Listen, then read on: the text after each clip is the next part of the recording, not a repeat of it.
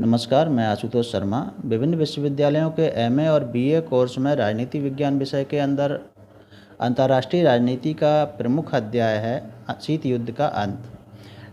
बुंदेलखंड विश्वविद्यालय के MA final में कॉन्टेम्पररी पॉलिटिकल इश्यूज नाम के पेपर में भी एक अध्याय का नाम है। तो आज का हमारा प्रमुख विषय है शीत युद्ध के अंत के कारण।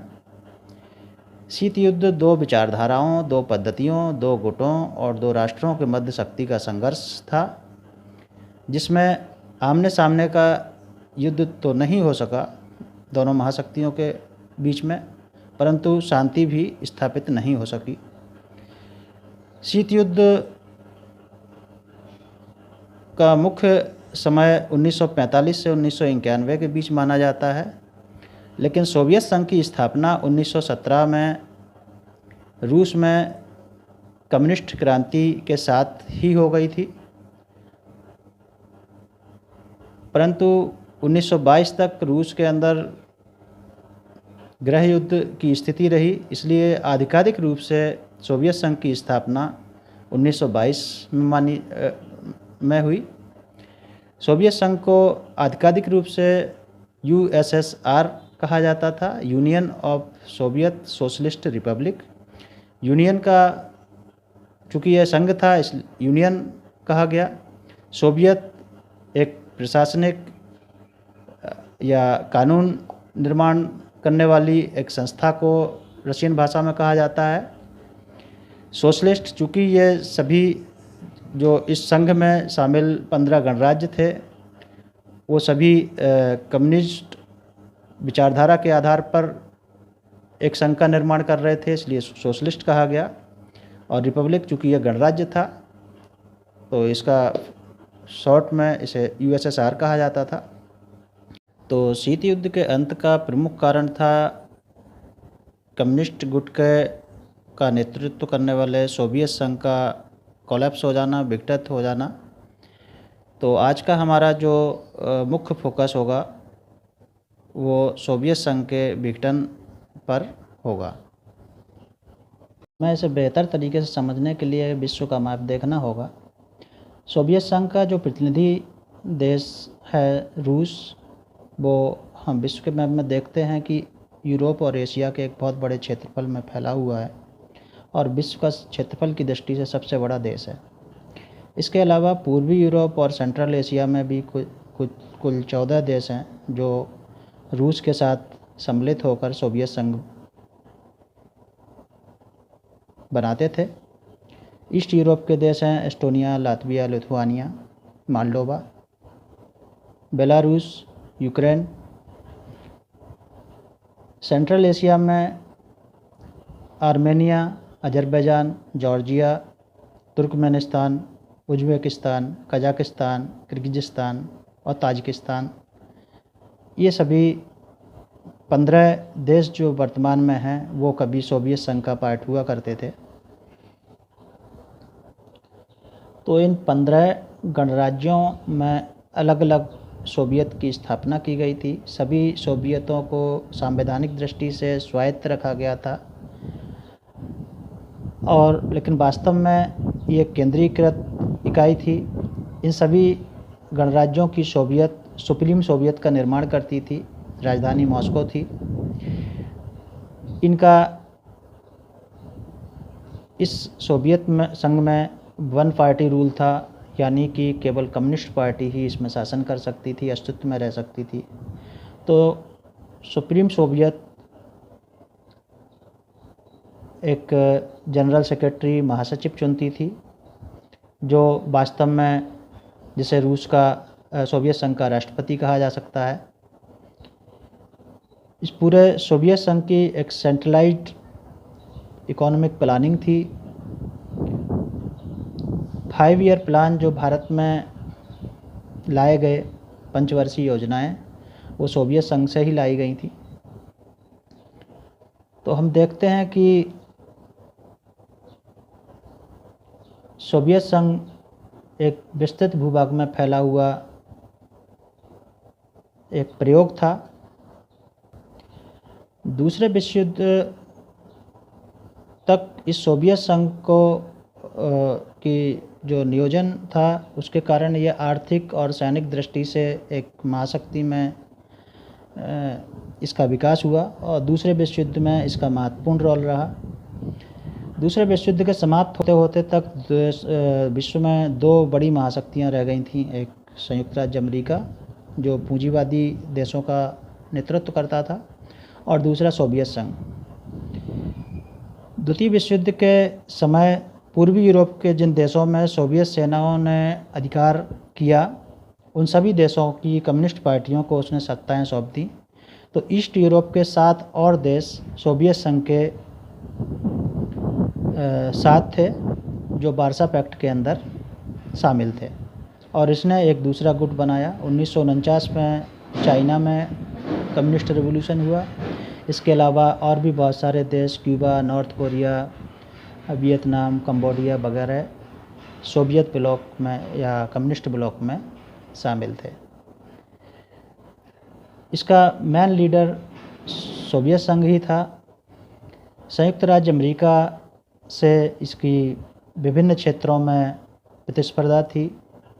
अंतरिक्ष के क्षेत्र में होड़ थी और हम देखते हैं कि अंतरिक्ष के क्षेत्र में सोवियत संघ ने दूसरे गुट के अपेक्षा कुछ बढ़त हासिल की हुई थी। इसके अलावा अस्त्र शस्त्रों की होड़ भी बहुत ज़्यादा थी और अधिक से अधिक शक्ति संपन्न बनने के लिए मिसाइलों में, परमाणु अस्त्रों में और अन्य प्रकार के विनाश के हथियारों में ज़बरदस्त होड़ दोनों गुटों के अंदर थी। पूरी दुनिया में कोल्ड वार का विकास भी इसी कारण से हुआ कि ये दोनों देश या दोनों गुट अधिक से अधिक देशों को अपने पक्ष में मिलाना चाहते थे। खासकर दूसरे विश्व युद्ध के बाद जितने तीसरे दुनिया के या जो विकासशील देश थे, जो नए नए स्वतंत्र हुए थे, उनको अधिक से अधिक अपने गुटों में मिलाने की प्रयासरत थे। तो 1945 से 91 तक शीत युद्ध का एक तीखा दौर रहा। विभिन्न देशों में सोवियत संघ कम्युनिस्ट पार्टियों को आर्थिक और विभिन्न प्रकार की और सहायताएं करता था। जो कम्युनिस्ट देश थे उनकी सत्ताओं को भी स्थायित्व देने के लिए कई बार इसने अपनी आर्मी भी वहाँ भेजी। विभिन्न देशों में कम्युनिस्ट पार्टीज हथियारबंद लड़ाई भी लड़ती थीं, तो इस कारण से सशस्त्र संघर्षों में भी विभिन्न देशों में सोवियत संघ और यूएसए अपने अपने समर्थकों को सत्ता में काबिज होने के लिए सपोर्ट करते थे। तो पूरी दुनिया एक प्रकार से शीत युद्ध का अखाड़ा बन गई थी। इस होड़ में जो आखिरी महत्वपूर्ण युद्ध था वो था अफ़गान वार। सोवियत सेनाओं ने अफ़गानिस्तान में 1979 में हस्तक्षेप किया कम्युनिस्ट सरकार को बनाए रखने के लिए और 1988 तक वहाँ पर रहीं। इस प्रक्रिया में सोवियत संघ की अर्थव्यवस्था जो पहले से ही काफ़ी नाजुक दौर से गुजर रही थी उसको काफ़ी धक्का लगा। सोवियत संघ की प्रतिष्ठा को भी उसमें काफ़ी चोट पहुँची क्योंकि काफ़ी उनके सैनिक मारे गए, लगभग 15,000 सैनिक मारे गए, करीब 50,000 के करीब घायल भी हुए और काफ़ी आर्थिक और सैनिक नुकसान वहाँ पर उठाना पड़ा। सोवियत संघ के बिखराव का एक प्रमुख कारण था उसकी अर्थव्यवस्था का बदतर होता जाना। 1917 में जब सोवियत संघ रूस में कम्युनिस्ट क्रांति हुई, उस समय रूस एक कृषि प्रधान देश था, यूरोप का बहुत लगभग पिछड़ा देश था। लेकिन उसके बाद कम्युनिस्ट पार्टी की तानाशाही में पंचवर्षीय योजनाओं के माध्यम से तेज़ी से शुरुआत में आर्थिक वृद्धि हासिल की गई, लेकिन कुछ समय के बाद 1950 के बाद खासकर आर्थिक वृद्धि दर लगातार डाउन होती गई। कृषि उत्पादन, औद्योगिक उत्पादन कम होता गया और 1980 के बाद एक प्रकार से संकट सा इसमें उत्पन्न हो गया। इसके अलावा उपभोक्ता क्षेत्र में भी तकनीकी पर उतना जोर नहीं दिया गया, जिसके कारण जो कंज्यूमर प्रोडक्ट थे उनका स्तर गिरा हुआ था, जिससे सोवियत संघ के नागरिकों का जीवन स्तर कमतर था पूंजीवादी गुट के मुकाबले। आखिरी वक्त में 1985 के बाद अर्थव्यवस्था की ये स्थिति आई कि उपभोक्ता वस्तुओं के लिए लंबी लंबी लाइनें लग गईं, लेकिन सप्लाई यानी कि औद्योगिक उत्पादन इतना कम था कि उतनी सप्लाई नहीं हो पा रही थी। कोयला खदानों में और तमाम जगहों पर उद्योगों में हड़तालें हुई और सबसे आखिरी चोट इसमें कि अफ़गान युद्ध ने, जिसमें सोवियत संघ ने करीब 60 अरब रूबल खर्च किए। तो हम देखते हैं इस पर कि संयुक्त राज्य अमेरिका से प्रतिस्पर्धा में सोवियत संघ ने अपने आर्थिक जो लाभ था उसको पानी की तरह बहाया पैसे को, और उसके कारण उसकी अर्थव्यवस्था कमज़ोर पड़ती गई। सोवियत संघ की अर्थव्यवस्था कम्युनिस्ट पार्टी की तानाशाही में कंट्रोल्ड इकोनॉमी थी। इसके उद्योग, व्यापार, वाणिज्य, कृषि सभी क्षेत्रों का राष्ट्रीयकरण कर दिया गया। तो सारी आर्थिक गतिविधियां सरकारी नियंत्रण में थीं, जिसके कारण कुशलता और लाभ की स्थितियां लगातार कम होती गईं। जोसेफ स्टालिन, जो 1953 तक सोवियत संघ के तानाशाह रहे या राष्ट्रपति रहे या कम्युनिस्ट पार्टी के महासचिव रहे, उनको एक तानाशाह माना जाता है और अपने राजनीतिक विरोधियों और अपनी योजनाओं का विरोध करने वाले लोगों को उन्होंने बेरहमी से कत्ल किया। रूसी मूल के लोगों के जो रूसी मूल के लोग नहीं थे, उनका विरोध इन कारणों से ज़्यादा था, तो उनका भी काफ़ी दमन किया गया। ऐसा माना जाता है कि स्टालिन ने अपने शासनकाल में लगभग 1 करोड़ लोगों का दमन किया या उनका कत्ल किया। तो हम देखते हैं कि सोवियत संघ के टूटन का एक प्रमुख कारण उसकी अर्थव्यवस्था ही बनी। दूसरा प्रमुख कारण था गोर्बाचेव 1985 में राष्ट्रपति के तौर पर यानी कि कम्युनिस्ट पार्टी के महासचिव के तौर पर पदासीन हुए। और गोर्बाचेव का जो व्यक्तित्व था और उनकी नीतियां थीं, उसके कारण भी सोवियत संघ की जो मजबूत या नियंत्रित शासन व्यवस्था थी उसको धक्का लगा। 55 वर्ष के मिखाइल गोर्बाचेव ने सोवियत संघ की अर्थव्यवस्था और अन्य समस्याओं को ठीक करने के लिए नीतियों का निर्धारण किया। 2 नारे उन्होंने दिए, ग्लासनोस्त और पेरेस्ट्रोइका। ग्लासनोस्त का मतलब है खुलापन, यानी कि जो बंद प्रशासन और अर्थव्यवस्था थी उसको खोलने का एक प्रकार से प्रयास उनका था। हालांकि नियम तब भी बने रहे उतनी, लेकिन कठोरता उनकी कम कर दी गई। अभिव्यक्ति की स्वतंत्रता दी गई। जो मीडिया थी उस पर सेंसरशिप कम कर दी गई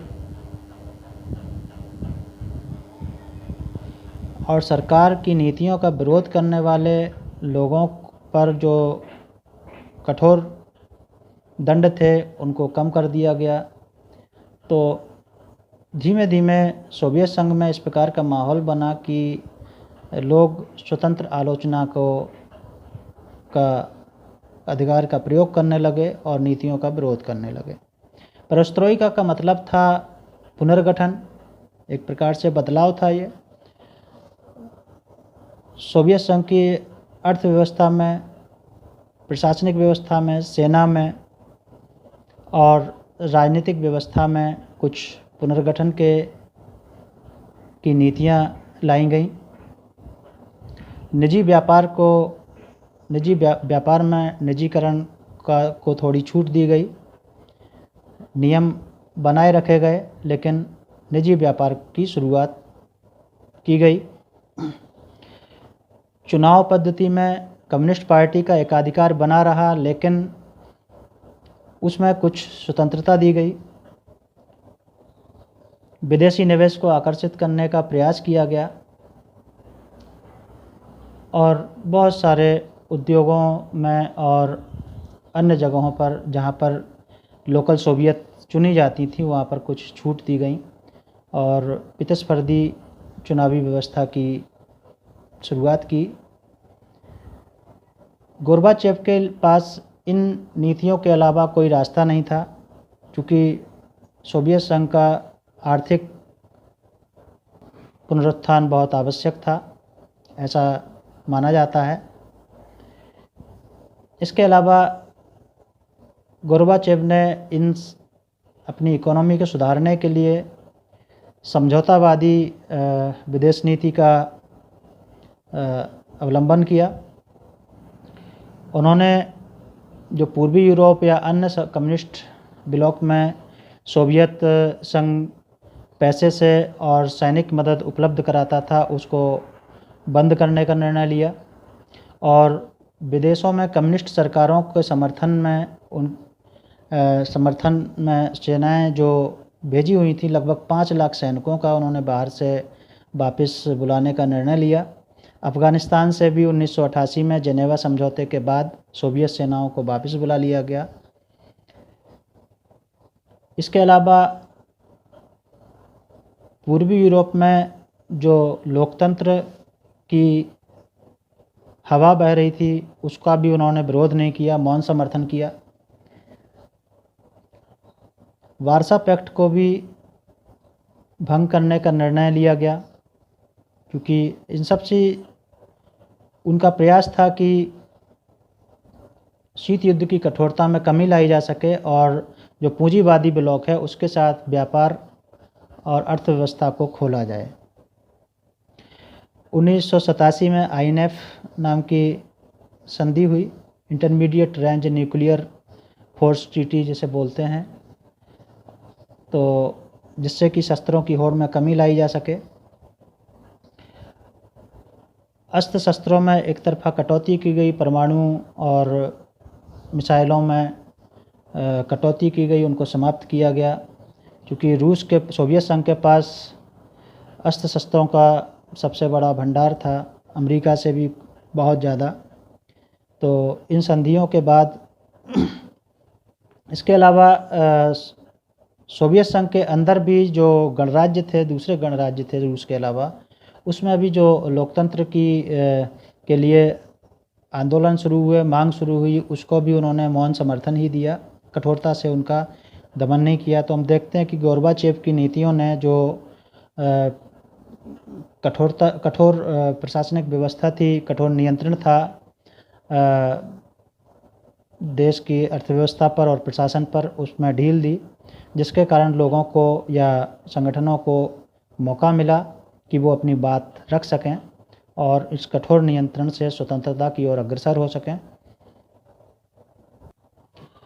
इस प्रकार हम देखते हैं कि गोर्बाचेव की नीतियों ने सोवियत संघ के गणराज्यों में और पूर्वी यूरोप के देशों में लोकतंत्र और व्यक्तिगत स्वतंत्रता की भावनाओं को बलवती किया, और चूँकि अब कठोर दमन के चांस कम थे तो वहाँ पूर्वी यूरोप के देशों की सरकारों के विरुद्ध लोग एकजुट होने लगे, जो कि अभी तक सोवियत समर्थन से ही टिकी हुई थी कम्युनिस्ट सरकारें।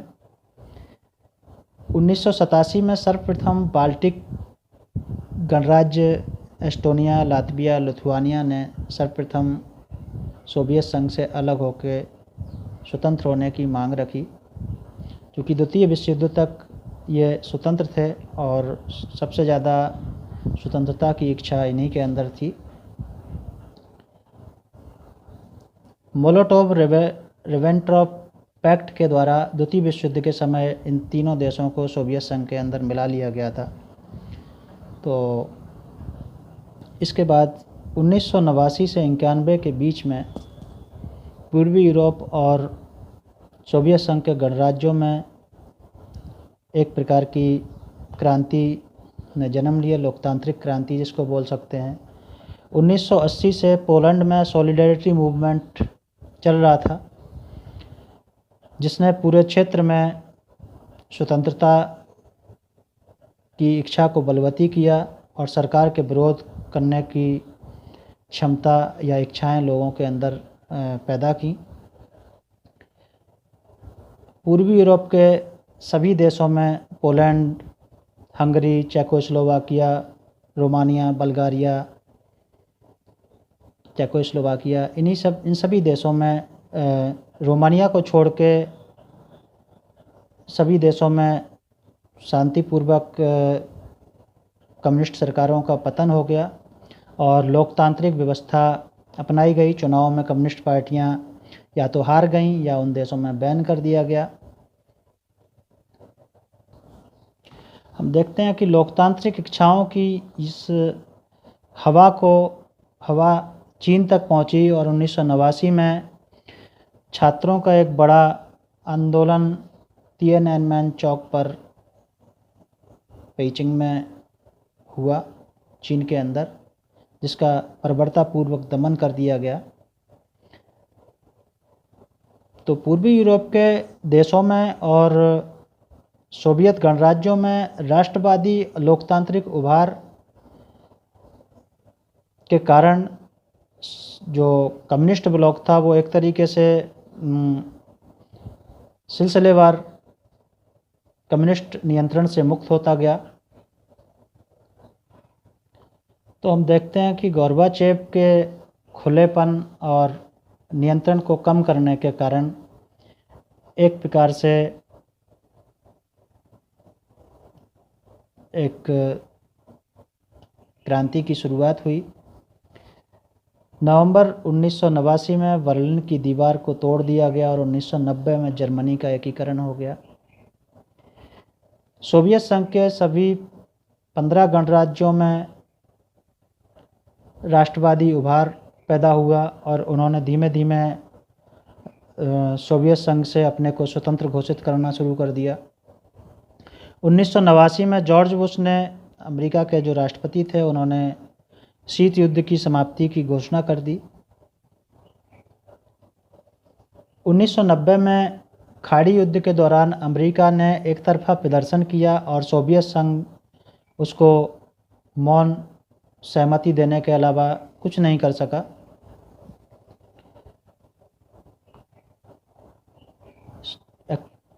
सोवियत संघ के द्वारा कुछ ऋण भी मांगा गया G7 के देशों से, लेकिन ऋण नहीं दिया गया।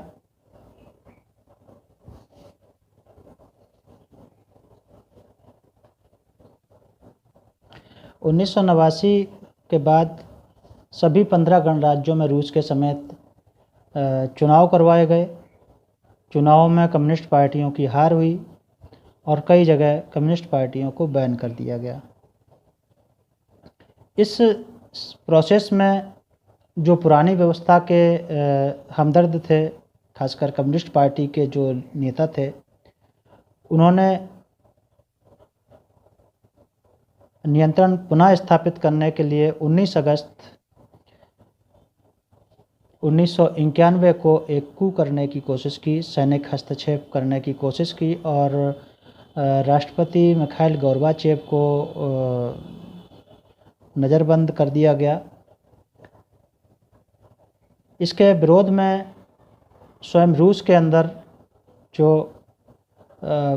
जनता थी मॉस्को के अंदर, वो सड़कों पर उतर आई, जिसका नेतृत्व रूस के अंदर जो हाल ही में चुनाव हुए थे उसके चुनाव में सफलता प्राप्त करने के लिए रूसी गणराज्य के जो लीडर थे बोरिस येल्त्सिन, उन्होंने इस प्रदर्शन का नेतृत्व किया। सोवियत सेनाएं, जिन्हें रेड आर्मी भी बोला जाता था, उन्होंने जनता के इस प्रबल विरोध के कारण हस्तक्षेप करने से इनकार कर दिया और इस सोवियत सेनाओं के मना करने के कारण ये जो सैनिक हस्तक्षेप था या सत्ता पलट करने की कोशिश थी, ये विफल हो गई। इस तख्ता पलट के प्रयास का तात्कालिक कारण था कि जुलाई 91 में रूसी गणराज्य के अंदर, सोवियत संघ के रूसी गणराज्य के अंदर चुनाव हुए और बोरिस येल्त्सिन जो स्वतंत्रता के समर्थक थे, जो यूएसएसआर को समाप्त करने के पक्षधर थे, वो चुनाव में उनकी जीत हुई। वो एक लोकप्रिय नेता के तौर पर उभरे और वो स्वयं रूसी जनता की इस इच्छा को व्यक्त करते थे कि सोवियत संघ एक प्रकार से रूस के लिए बोझ है, यानी कि जो बाकी 14 गणराज्य हैं वो रूस के लिए लाभकारी नहीं है और रूस को उसका नुकसान उठाना पड़ रहा है। तो रूस के अंदर से स्वयं ही सोवियत संघ को समाप्त करने की मांग बलवती हुई, जिसका प्रतिनिधित्व बोरिस येल्त्सिन करते थे। तो जुलाई 91 के इस चुनाव के कारण ही 19 अगस्त को तख्ता पलट का प्रयास किया गया। इसके बाद एक प्रकार से यूएसएसआर का व्यावहारिक तौर पर विघटन हो चुका था, चूँकि रूसी गणराज्य के नेता स्वयं ही उसको विघटित करने के इच्छुक थे।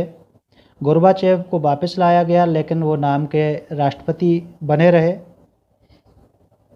8 दिसंबर 1991 को रूस, यूक्रेन और बेलारूस के अंदर बेलावेजा एकॉर्ड पर साइन किए गए, जिसके आधार पर कॉमनवेल्थ ऑफ इंडिपेंडेंट स्टेट्स यानी कि CIS की नींव रखी गई और ये तीनों बड़े गणराज्यों ने यूएसएसआर को समाप्त करने का निर्णय लिया। 21 दिसंबर 1991 को गोर्बाचेव ने सोवियत संघ के औपचारिक समाप्ति के उद्देश्य से अलमाटी, जो अलमाटा बोला जाता था उस समय, कजाकिस्तान का एक शहर है, उसमें सभी सोवियत गणराज्यों का एक कॉन्फ्रेंस आयोजित की। इस अलमाटा डिक्लेरेशन के आधार पर सोवियत संघ को औपचारिक रूप से समाप्त करने का निर्णय लिया गया। 25 दिसंबर को गोर्बाचेव, जो नाम के राष्ट्रपति रह गए थे अगस्त 91 के बाद से, उन्होंने औपचारिक रूप से सोवियत संघ के राष्ट्रपति पद से त्यागपत्र दिया और 26 दिसंबर 1991 को सुप्रीम सोवियत, जो सोवियत संघ की संसद थी, उसको डिसॉल्व कर दिया गया, समाप्त कर दिया गया और इस प्रकार से सोवियत संघ का, यूएसएसआर का औपचारिक रूप से विघटन कर दिया गया और उसका प्रतिनिधि देश रूस को माना गया। अंतर्राष्ट्रीय दायित्व और स्थान जहाँ जहाँ पर सोवियत संघ का था, वहाँ पर रूस को उसका प्रतिनिधित्व दिया गया। यूएनओ की सुरक्षा परिषद की स्थायी सदस्यता पर भी रूस का ही दावा रहा।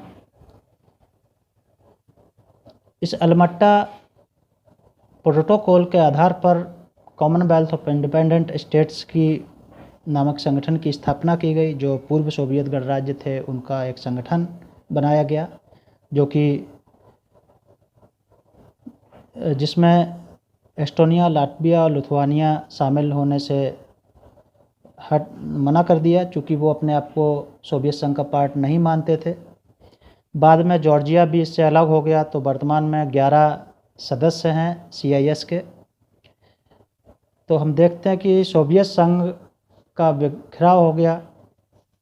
पूर्वी यूरोप में भी कम्युनिस्ट सरकारें एक के बाद एक ढहती चली गईं और सभी देशों में लोकतंत्र की स्थापना की गई और विकास का पूंजीवादी मॉडल अपना लिया गया। जर्मनी का एकीकरण हो गया। तो इस प्रकार से पूर्वी यूरोप और सोवियत संघ के ढह जाने पर एक प्रकार से पूरी तरीके से जो कम्युनिस्ट ब्लॉक था वो समाप्त हो गया। कुछ देश, चीन, क्यूबा, नॉर्थ कोरिया, वियतनाम वगैरह रह गए, लेकिन जो उसका कम्युनिस्ट ब्लॉक का नेता था और जो मजबूत स्थिति थी वो समाप्त हो गई और इस प्रकार से शीत युद्ध का अंत हो गया। शीत युद्ध के अंत के साथ विकास का जो साम्यवादी मॉडल है उसको भी काफ़ी धक्का लगा और पूरी दुनिया में मुक्त बाज़ार अर्थव्यवस्था को अपना लिया गया, जो आज अर्थव्यवस्था का प्रमुख मॉडल है। सोवियत संघ के बिखराव और कम्युनिस्ट देशों में लोकतंत्र आने के साथ इन सभी देशों में अगले 8-10 सालों में भयानक राजनीतिक, आर्थिक, सामाजिक उथल-पुथल का दौर रहा। 90 का दशक सोवियत संघ के पूर्व गणराज्यों में और पूर्वी यूरोप के देशों में अस्थायित्व के रहे। औद्योगिक और आर्थिक उत्पादन 40 से 50% तक नीचे गिर गया। इन सभी देशों में निजी व्यापार को प्रारंभ किया गया, परंतु पहले से कोई मॉडल नहीं था, तो इसमें कुछ लोग जिन्होंने व्यवस्था का फ़ायदा उठाया वो बहुत तेज़ी से अमीर हुए और अधिकांश लोग काफ़ी गरीबी की स्थिति में आ गए। तो गरीबी, बेरोज़गारी, आय की असमानता, भ्रष्टाचार,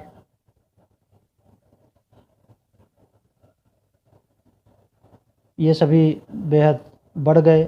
सामाजिक विघटन का दौर रहा। अपराध बहुत तेज़ी से बढ़े। इन सभी देशों में, खासकर रूस में, एक आपराधिक माफिया अस्तित्व में आया जो लंबे समय तक काम करता रहा। इन सभी देशों की साक्षरता में भी कुछ गिरावट आई। कुछ देशों में राजनीतिक अस्थायित्व के कारण तानाशाही स्थापित हो गई और लोकतंत्र स्थापित नहीं हो पाया, खासकर मध्य एशिया के गणराज्यों में, सोवियत गणराज्यों में। रूस में सन 2000 के बाद कुछ स्थायित्व आया। रूस के राष्ट्रपति व्लादिमीर पुतिन जब से रूस का राजनीतिक नेतृत्व कर रहे हैं, कभी राष्ट्रपति के रूप में, कभी प्रधानमंत्री के रूप में। और कुछ देशों का आरोप है कि रूस में लोकतंत्र नहीं है। राजनीतिक नियंत्रण पुतिन ने स्थापित किया हुआ है, परंतु इस राजनीतिक स्थायित्व से आर्थिक और सामाजिक स्थायित्व लाने में सफलता प्राप्त हुई और रूस ने अपने आप को काफ़ी रिकवर करने का प्रयास किया। तो इस प्रकार से हम देखते हैं कि शीत युद्ध का अंत एक काफ़ी उथल-पुथल के दौर से गुजरा और शीत युद्ध के अंत के बाद अंतर्राष्ट्रीय राजनीति में एक ध्रुवीय विश्व का आगमन हुआ, जिसका नेता अमेरिका था। तो संयुक्त राज्य अमेरिका एकमात्र महाशक्ति बचा रह गया और जिसे सुपर पावर बोला जाता है, और अब एक नया दौर आने को है। धन्यवाद।